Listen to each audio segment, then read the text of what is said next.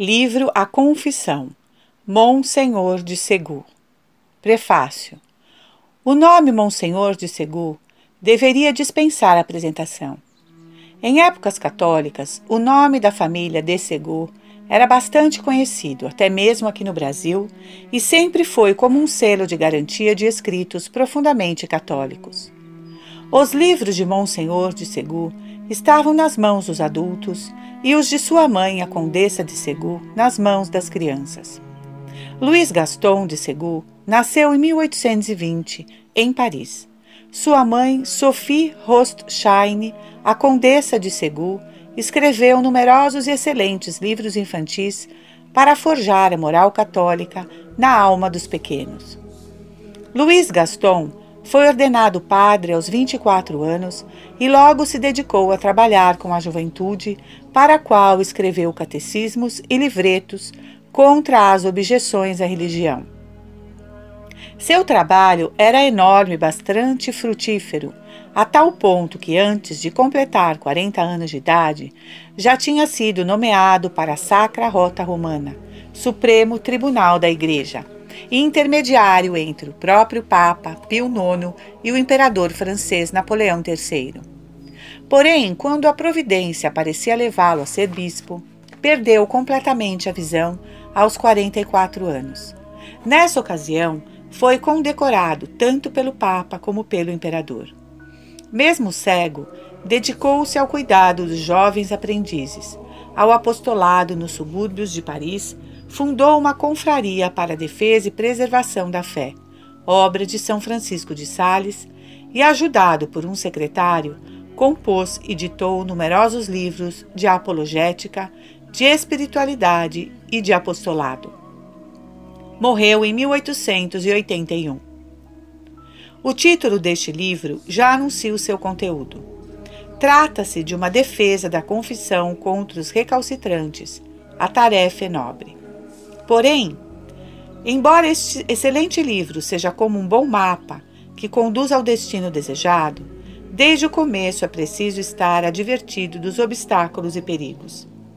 Deixe-me explicar melhor. Certamente a confissão não tem perigos em si, nem o livro, mas não vivemos nas mesmas circunstâncias que seu autor. Em tempos de Monsenhor de Ségur, embora houvesse oposição à Igreja por parte dos seus inimigos, um sacerdote sabia para que tinha recebido o caráter sacerdotal. Hoje, muitos padres perderam a razão do seu sacerdócio e não sabem mais a teologia que deviam conhecer. Consequentemente, administram mal os sacramentos ou não entregam a boa doutrina e a boa orientação que deveriam dar, ou pior ainda, cometem ambas faltas. Em certo trecho, Monsenhor de Ségur diz: não faltam padres e bons padres no país. Ironia da história. Faltam padres e faltam ainda mais bons padres. E, infelizmente, padres com formação deficiente sobram. Já nos anos de 1950, o padre Leonardo Castellani dizia que, na Argentina, faltavam 100 padres, mas sobravam 200. Se um anjo atualizasse esses números para o Brasil e viesse nos contar, seria assustador. Corresponde, então, que o leitor saiba bem o seu catecismo para assegurar-se de que realmente faz uma boa confissão ou para saber discernir quando tiver a infelicidade de deparar-se no confessionário com um padre que deu maus conselhos e uma absolvição duvidosa ou inválida. O que é preciso ter em conta, pois, ao se confessar? O livro de Monsenhor de Ségur não é um catecismo. Ele estimula a confissão, mas não se detém a explicar o que é necessário. Recordemos então. A matéria da confissão. Todo sacramento tem uma matéria sobre a qual versa. A matéria do batismo, por exemplo, é a água batismal. Qual é a matéria da confissão? A matéria que chamamos remota são os pecados cometidos depois do batismo. Se uma pessoa não tem pecados, não tem como se confessar. A Virgem Maria não podia se confessar, não tinha pecados. Mas essa matéria deve estar disposta, de certa forma, à matéria próxima. São os atos do penitente em ordem à confissão. O arrependimento ou contrição, a acusação ou confissão que fazemos ao padre no confessionário e a satisfação ou penitência que cumprimos. Os confessionários modernos são salas de terapia, ambientes para conversar com o padre e nos levam a esquecer que a matéria próxima é necessária. Não basta falar sobre os pecados cometidos, é preciso fazê-lo com arrependimento. É espantoso ver penitentes que narram seus pecados, mas que não dão mostras suficientes de arrependimento. Falta a matéria próxima. A forma. O penitente cometeu pecados e está arrependido. Vai ao confessionário. Se o padre disser palavras como Deus tem de piedade de ti, perdoe os teus pecados e tenha misericórdia, não o absolveu. A forma consiste nas palavras que o ministro diz sobre aquela matéria para fazer o sacramento. A confissão foi instituída por Nosso Senhor, de modo bastante claro. Recebei o Espírito Santo. Aqueles a quem perdoardes os pecados serão perdoados. Aqueles a quem os retiverdes serão retidos. João 20, 22 seguintes. Contando com esse poder, ao ver o penitente bem disposto, o padre deve dar a absolvição conforme ensina a Santa Igreja. E o essencial é isto: eu te absolvo dos teus pecados, em nome do Pai, do Filho e do Espírito Santo.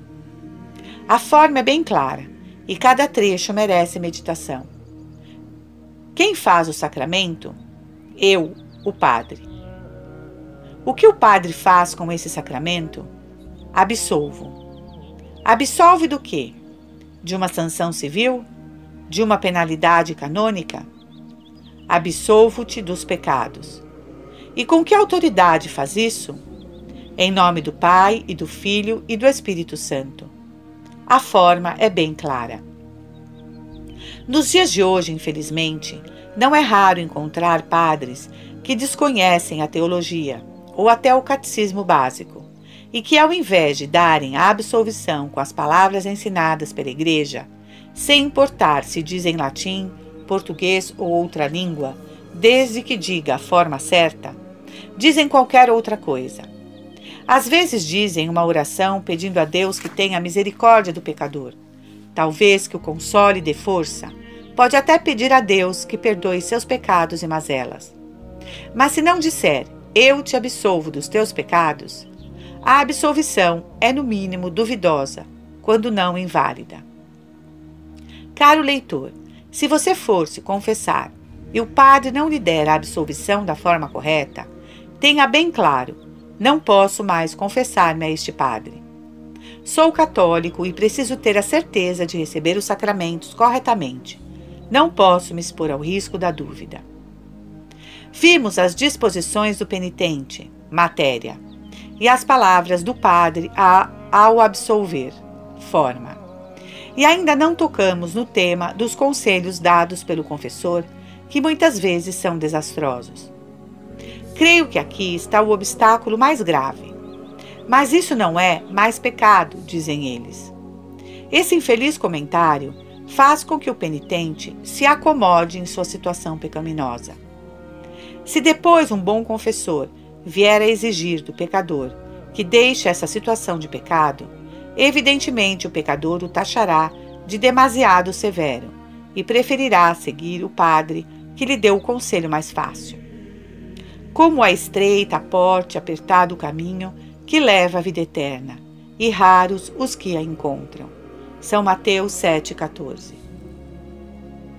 Quanto à penitência dada na confissão, que tem um caráter expiatório, algo que oferecemos a Deus em compensação da pena temporal devida pelo pecado, já ouvi histórias a respeito de penitências grotescas, como não usar mais copos descartáveis ou não jogar lixo no chão. Saiba, leitor, que se a sua penitência foi algo do tipo, ou se os conselhos foram ruins, você encontrou um daqueles padres que estão sobrando. Para a nossa época, que perdeu a noção do sacerdócio e do pecado, Deus expôs aos olhos de todos o Padre Pio, cuja santidade se deixava notar principalmente ao rezar a missa de sempre, razão de ser do sacerdócio, e ao atender os penitentes no confessionário de San Giovanni Rotondo. Em resumo, leitor, aqui está a advertência que queria deixar. Ao acabar de ler este livro, busque um confessor católico de verdade que possa lhe dar bons conselhos e absolvê-lo com segurança, como fazia o Padre Pio.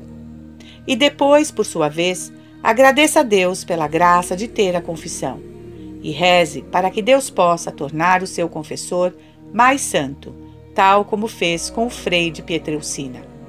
Assinado um sacerdote católico. Capítulo 1. O que é a confissão? Confissão significa declaração. A confissão é a declaração que devemos fazer de nossos pecados a um padre, a fim de obter o perdão do bom Deus. Confessar-se é procurar um padre, ministro de Jesus Cristo, e lhe declarar com sinceridade e arrependimento todas as faltas que tivemos a infelicidade de cometer. As pessoas que não se confessam têm da confissão as ideias mais equivocadas e extravagantes. Uma senhora protestante que pedia reiterados conselhos ao bom Monsenhor de Chevaux, bispo de Boston, dizia-lhe certo dia quanto a confissão lhe parecia absurda. Não tanto quanto você pensa, respondeu-lhe sorridente o bispo. Na verdade, a senhora sente o valor e a necessidade dela, pois há bastante tempo que se confessa a mim sem que perceba. A confissão não é senão a confidência das dores da consciência, as quais você me conta para aliviar-se. Aquela senhora não tardou em se confessar de bom grado e tornar-se católica. Contudo, nada é mais natural que a confissão. Voltaire, testemunha insuspeita, admitia em um momento de lucidez: não há, talvez, instituição mais útil que a confissão, escreve ele. A maioria dos homens, quando cometem faltas graves, naturalmente sentem remorso. Se há sobre a terra algo que os consola, é a faculdade de se reconciliarem com Deus e com si próprios. Portanto, quando nos confessamos, aliviamos a consciência dos pecados que a desonram e obtemos no sacramento da penitência a paz de coração e a alegria de alma. Capítulo 2. É absolutamente necessário se confessar? Claro que é, meu caro amigo. Não é preciso nem dizer. É o bom Deus quem quer, e Ele é o soberano. De nada adianta chorar, xingar nem reclamar. O bom Deus quer que nos confessemos.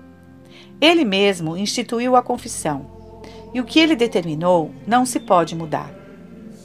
Quando Deus veio a este mundo, escolheu certo número de discípulos e os ordenou padres.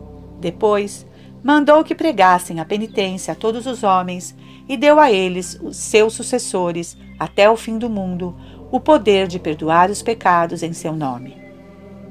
Ele impôs a todos nós, sem exceção, a obrigação de declarar e confessar as faltas a esses homens, que são os seus ministros e representantes, sem os quais permanecemos no lamaçal dos pecados e após a morte vamos para o inferno.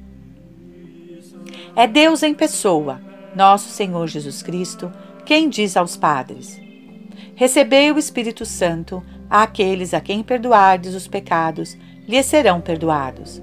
Aqueles a quem os retiverdes, lhes serão retidos. Tudo o que ligares na terra será ligado nos céus, e tudo o que desligares na terra será desligado nos céus. O que pode ser mais claro e evidente que essas palavras divinas? Os pecados de quem perdoardes serão perdoados?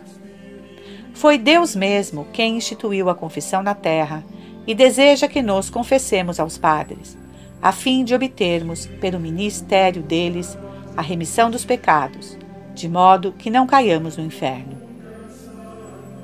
De bom ou mau grado, é preciso passar por ela, ou a confissão ou o inferno. o inferno de fogo eterno. Faça a sua escolha. Capítulo 3. A confissão sempre existiu. Em todos os tempos, foi preciso, para se conseguir o perdão, confessar os pecados. Adão, o primeiro pecador, só foi perdoado depois de ter confessado oralmente, com humildade e arrependimento, aos pés do Filho de Deus, que lhe aparecia revestido de forma humana no paraíso terrestre, a grande falta que acabava de cometer. Comi do fruto proibido, disse ele. Eis a confissão. Eva também se confessa antes de ser absolvida. Eu também comi. Caim não quis se confessar. Que fizeste de teu irmão? Pergunta-lhe o Senhor, de novo revestido daquela aparência humana que um dia deveria assumir em realidade. Meu pecado é grande demais para que Deus me perdoe, responde o miserável. Por isso foi amaldiçoado. Escondeu-se da face do Senhor, errante sobre a terra, como um réprobro. Entre os judeus, na lei antiga, era preciso se confessar aos sacerdotes, como nós o fazemos hoje. Confessar-se oralmente, com detalhes, antes de oferecer o sacrifício e obter a remissão dos pecados.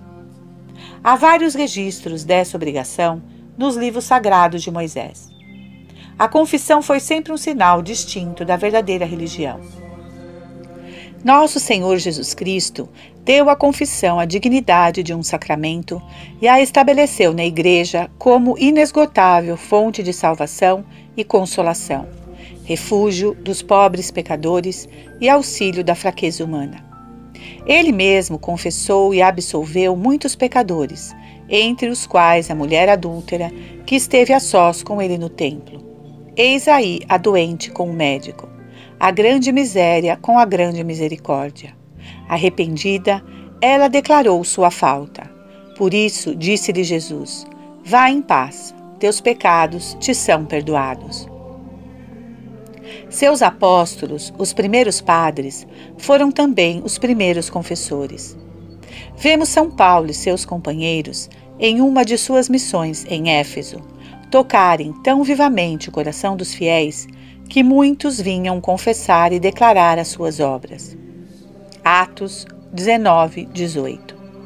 Nas catacumbas de Roma e nos monumentos dos primeiros séculos cristãos, encontram-se vestígios tão numerosos e tão claros da confissão que até mesmo o historiador protestante Edward Gibbon, malgrado o ódio contra a religião, reconhece que o homem instruído não pode resistir ao peso da evidência histórica que confirma a confissão como um dos principais pontos da doutrina papista, isto é, católica, em todo o período dos 4 primeiros séculos. Ele só menciona os 4 primeiros séculos porque a partir do século V já ninguém tem dúvidas quanto a isso. Esse reconhecimento tão claro, vindo de um inimigo ferrenho da Igreja, dispensa mais provas. Contudo, trazemos para a consolação do leitor 4 ou 5 testemunhos, escolhidos ao acaso entre muitos outros, que demonstram que os primeiros cristãos se confessavam como nós.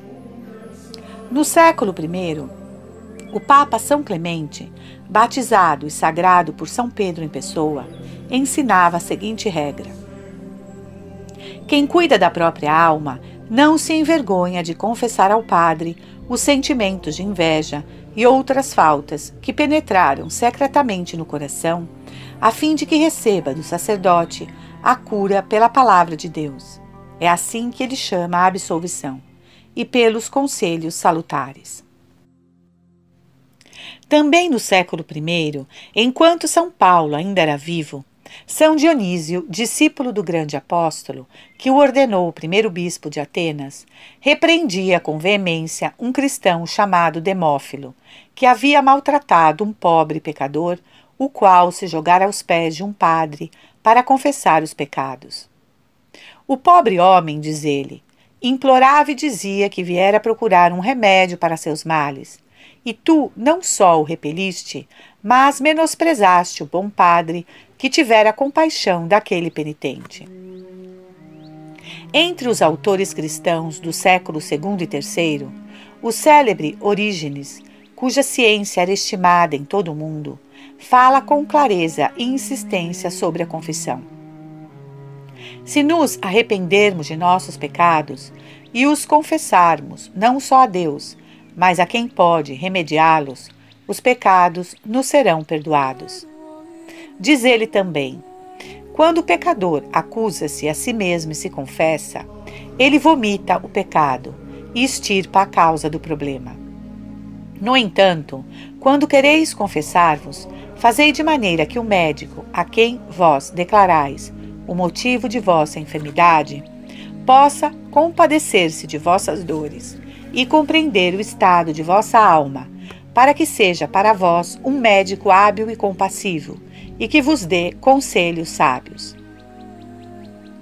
Tertuliano, que viveu na mesma época, é tão claro quanto Orígenes. Diz ele: há pessoas que evitam o penoso trabalho da confissão ou adiam-na dia após dia, porque fazem mais caso da honra que da salvação. Elas se assemelham aos que, tendo contraído uma vergonhosa doença, escondem o mal do médico e morrem vítimas desse trágico pudor. É melhor condenar-se escondendo o pecado do que se purificar declarando? Acrescenta ainda: devemos nos humilhar e ajoelhar aos pés dos padres. São Cipriano, bispo de Cartago, martirizado no século III, escreve sobre os fiéis, que vêm se confessar aos padres de Deus, com arrependimento e humildade, abrindo o segredo de suas consciências, livrando as almas do peso dos pecados e buscando o remédio da salvação. Por meio do relato de dois célebres historiadores da Igreja do Oriente, sabemos que foi também no século III que se instituíram os padres penitenciários em toda a Igreja, com o intuito de que todos os pecadores se confessassem a eles minuciosamente. Para obter o perdão, diz um deles, é indispensável confessar os pecados. No século IV, São Basílio Magno, bispo de Cesareia, na Ásia Menor, declarava que é preciso confessar-se a quem pode distribuir os mistérios de Deus, isto é, aos padres. São Gregório, bispo de Nissa: precisamos revelar sem medo aos confessores, nossos médicos espirituais, os segredos mais ocultos da nossa consciência. Santo Ambrósio, bispo de Milão, na Itália: a penitência que fazemos pelos pecados, mesmo os secretos, é infrutífera se não vier acompanhada da reconciliação e da absolvição que dependem do ministério dos padres. E o diácono Paulino, que escreveu a vida de Ambrósio, relata que, quando um penitente se apresentava a Ambrósio para confessar-se, o santo bispo chorava tanto que levava o pecador a chorar com ele. Santo Agostinho, discípulo de Santo Ambrósio e bispo de Hipona, na África, fala a miúde da confissão em seus numerosos escritos. Ele responde, entre outras, a uma vil objeção, revivida mais tarde pelos protestantes incrédulos: que ninguém diga a si mesmo: faço penitência por minha conta, faço penitência diante de Deus. Deus, que sabe disso, me perdoa. O quê? Porventura foi em vão que ele declarou aos padres: tudo o que desligardes na terra será desligado nos céus? Porventura foi em vão que ele deu as chaves à igreja? Não tendes estima pelo Evangelho, desprezais as palavras de Cristo e prometeis a vós mesmos o que ele vos recusa. Enfim, poderíamos citar indefinidamente frases como essa, mas, para terminar, lembremo-nos do belo testemunho do grande arcebispo de Constantinopla, São João Crisóstomo. Os homens receberam de Deus um poder que não se concedeu aos anjos nem aos arcanjos. Jamais afirmou ele aos espíritos celestes: tudo o que ligares e desligares na terra será ligado e desligado nos céus. Os príncipes deste mundo só podem ligar e desligar os corpos. O poder dos padres vai muitíssimo além. Esse poder alcança a alma, e os padres o exercem não somente ao batizar, mas também ao perdoar os pecados. Não nos envergonhemos, portanto, de lhes confessar nossas faltas. Quem se envergonha de contar o pecado a um homem e não quer se confessar, será coberto de humilhação no dia do juízo, na presença do universo inteiro. Pergunto aos senhores: não é isso o que os padres pregam e ensinam até os dias de hoje? O ensinamento da Igreja nunca mudou neste ponto, assim como não mudou nos demais.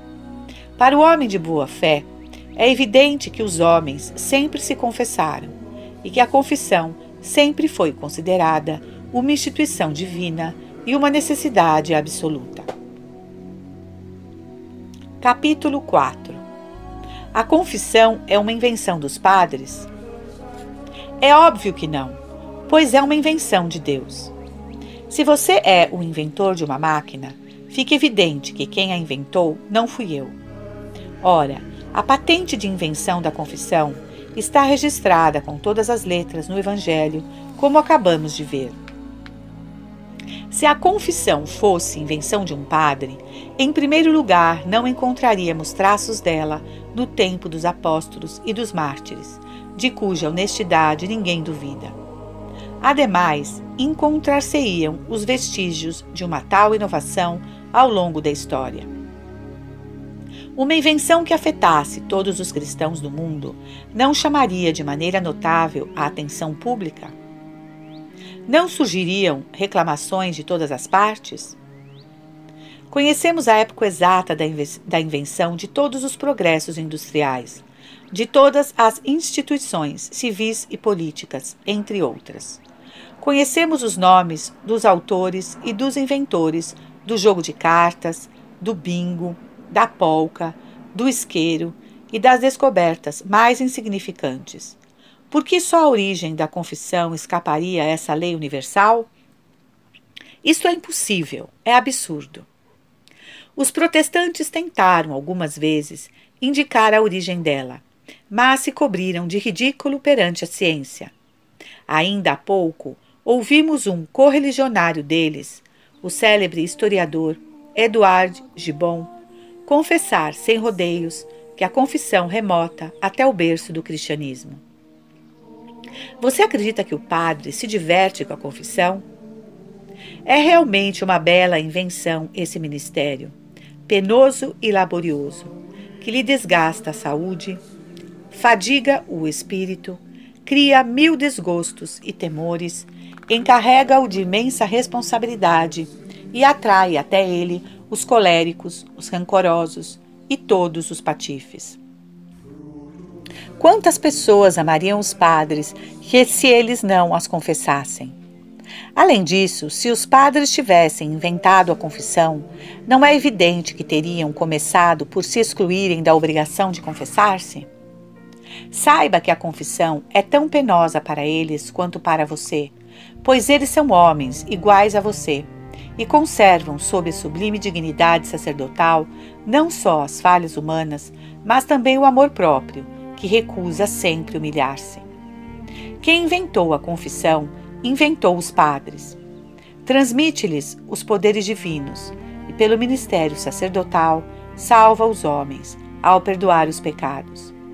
Olhe o crucifixo. Aí está o único inventor da confissão. Capítulo 5. Por que não basta só se confessar a Deus? Não basta porque Deus não quis assim. Não há outra razão, e esta vale mais que qualquer outra. Os fariseus queriam ir direto a Deus sem passar por Jesus Cristo, mas Jesus Cristo lhe respondia: não se chega ao Pai senão por mim. Os protestantes e os incrédulos querem por sua vez chegar a Jesus Cristo sem passar pelo Padre, e o Padre lhes diz em nome do bom Deus: ninguém chega a Cristo senão por mim. Sou eu a pessoa que Jesus Cristo enviou aos homens para os instruir, purificar, julgar e salvar. E foi a mim que ele disse: Aquele que te escuta, me escuta. Aquele que te despreza, me despreza. O Padre ocupa o lugar de Jesus Cristo na terra. Ele é homem como Jesus Cristo foi homem. E se não é verdadeiro Deus como Jesus, está revestido da autoridade divina de Jesus Cristo para salvar seus irmãos. O Padre é a continuação de Jesus Cristo no meio de nós, até o fim dos séculos. Eis porque se deve ir a Ele como a Cristo, e ir até Cristo por Ele. Confessar-se a Deus é o suficiente. Mas para que se confessar a Deus? Se Ele sabe tudo, para que contar-lhe as faltas? Meu amigo, você acabou de dizer uma besteira. Além disso, você está agindo como um fariseu, pois você não tem vontade de se confessar nem ao bom Deus, nem aos padres. Põe a mão na consciência. Todas as vezes que não quer se confessar aos padres, como a outras pessoas, você se confessa humilde e assiduamente ao bom Deus? Fariseu, sepulcro caiado, cala-se então, e não nos fale mais de suas imaginárias confissões diretas. Compreendemos que é por misericórdia e bondade que Deus confiou aos homens a missão de perdoar os pecados. Sem isso, não saberíamos jamais se obtivemos o perdão. Que doçura é nessa certeza do cristão arrependido, que confessou os pecados com humildade e sem segundas intenções, e que escuta a sentença do Padre e confessor. Eu te absolvo, em nome do Pai, do Filho e do Espírito Santo. Vá em paz e não peques mais. Capítulo 6. De que adianta contar todos os atos a um padre, que é um homem como outro qualquer? O padre não é um homem como outro qualquer. Nosso Senhor Jesus Cristo tinha a aparência de um homem qualquer, mas na realidade era Deus. O padre é homem como você, e tem como você uma cabeça, 2 braços e 2 pernas. Mas é um homem escolhido por Deus para ser o distribuidor da graça, da luz da alma e da salvação eterna. Ele é homem e padre, como Jesus Cristo foi homem e Deus. O seu pai é homem como você, e enquanto homem, ambos são iguais, mas enquanto pai, ambos são diferentes, pois ele está acima de você, sobre quem exerce autoridade. O mesmo se passa com qualquer magistrado, juiz, oficial, general ou policial. Por um lado, são homens normais, mas por outro, estão acima dos demais.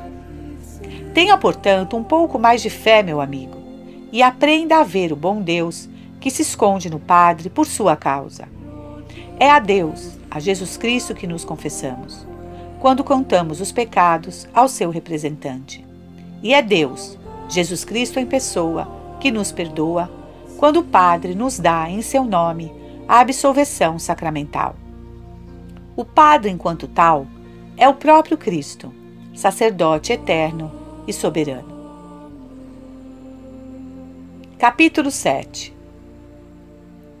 Eu tenho honra, não quero me humilhar, ajoelhando-me diante de um padre. Satanás também não quis se humilhar, reconhecendo Cristo por mestre, e como castigo, foi precipitado no inferno. Você tem honra. Será que nós, os cristãos, não a temos? Nós que nos confessamos e servimos a Deus? Será que não tinham honra Turenne, Bayard, du Guesclin, o grande condé, Henrique IV, Luís XIV e tantos outros grandes nomes? No entanto, eles se confessavam. Confessavam-se frequentemente de joelhos, às vezes sob os olhares de seus soldados e colegas. Assim como eles, nós temos o sentimento de honra, e assim como eles, temos também o sentimento de dever. Você tem honra. Diga, pois, ao orgulho e à vaidade para ir embora de uma vez. Não deixe que o enganem. Você é orgulhoso como um pavão, e por isso não quer se confessar. Se permanecer em seu orgulho tolo, será punido como seu pai, o demônio, príncipe dos orgulhosos e réprobos. Quando me humilho e confesso as faltas com arrependimento sincero, longe de me degradar, na verdade me elevo da degradação em que minhas faltas me haviam abismado. É o pecado que é desonroso e degradante.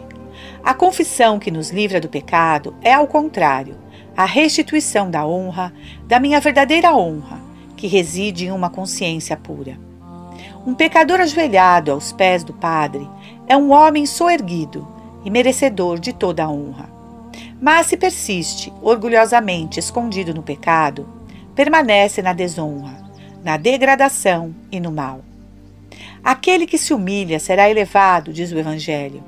Aquele que se orgulha será humilhado. Além disso, lembre-se do que já dissemos várias vezes.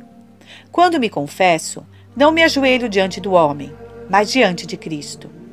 Porventura, ajoelhar-se aos pés de Deus é degradar-se? Capítulo 8. Não preciso que um padre venha meter o nariz nos meus negócios. Infelizmente para você, o bom Deus quer que ele meta o nariz. Por isso você precisa passar por ele. Seus negócios, meu caro, no que toca à ordem da consciência, são negócios do Padre. Nosso Senhor Jesus Cristo encarregou expressamente os padres de se ocuparem dos negócios dos homens conforme o ponto de vista acima. O padre não só tem o direito, mas o dever rigoroso, de primeiro ensinar detalhadamente o que você deve fazer e o que deve evitar, o que é bom, o que é mal, o que é permitido e o que é proibido. Depois, o dever de lhe estimular, por todos os meios, correndo o risco de causar aborrecimentos e impaciências, a servir a Deus fielmente e a evitar, nos seus negócios domésticos, comerciais, financeiros e etc., tudo aquilo que proíbe a lei do soberano mestre, que é Deus.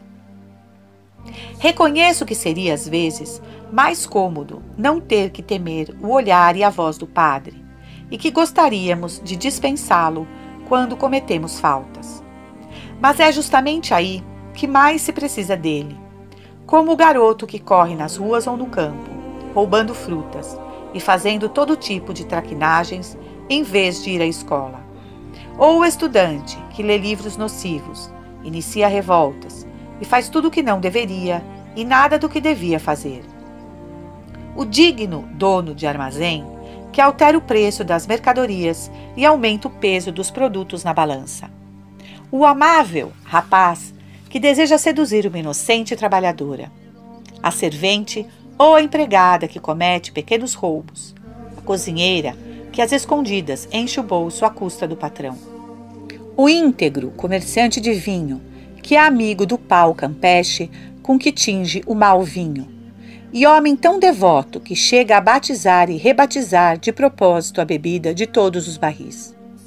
O grande comerciante que engana metade dos clientes, e o pequeno que os engana a todos. O bom advogado, mestre da trapaça e criador de processos.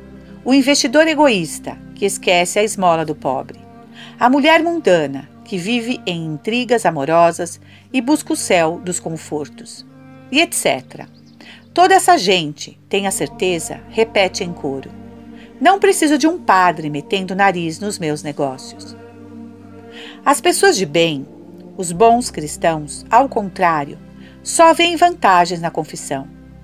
Elas são felizes, pois no padre descobrem um apoio, um conselheiro fiel, um amigo descompromissado, que os guia no caminho do bem e os ajuda a sempre a enxergar com clareza suas consciências. Quando um filho diz ao pai, não se meta na minha vida, é mau sinal, não para o pai, mas para o filho. E a experiência demonstra que, nesse caso, sempre existe um problema maior por trás.